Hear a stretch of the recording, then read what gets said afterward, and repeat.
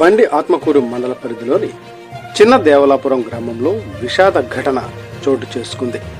ఈగల నివారణ కోసం పశువుల పాకలో పెట్టిన పొగ ప్రమాదవశాత్తు మంటలకు దారితీసింది.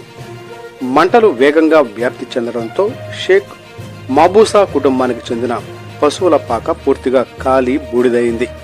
ఈ ఘటనలో 6 బర్రెలు సజీవ దహనం కాగా మరో 10 బర్రెలకు తీవ్ర గాయాలయ్యాయి.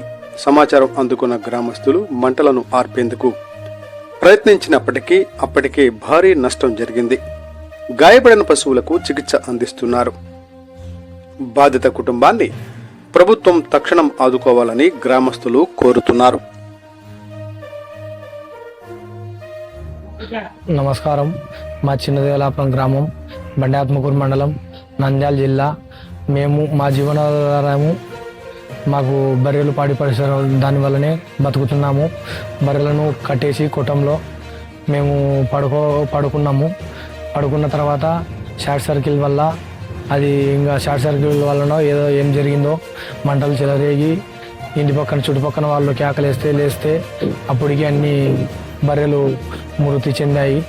మాకు 25 పశువులు ఉండే, 2 దూళ్ళు, ఒక 7 పెద్ద బరగొడ్లు చనిపోయినాయి. ఒక 7 బరగొడ్లు ప్రాణస్థితిలో ఉన్నాయి. పశువుల అధికారులు వచ్చి చూసి ఇవి కానీ ఏం చెప్పలేము అని చెప్పినారు. మేము ఈ పశువుల మీదనే బతుకుతున్నాము. మేము 5 మంది అన్నదమ్ములము. ఈ పశువుల మీదనే జీవనాధారంగా బతుకుతున్నాము. అందరికీ పాలు పోసి బతుకుతున్నాము. దయచేసి ప్రభుత్వము మాకు ఏదైనా ఆర్థిక సహాయం చేస్తుందని మేము కోరుతూ ఆశిస్తున్నాం.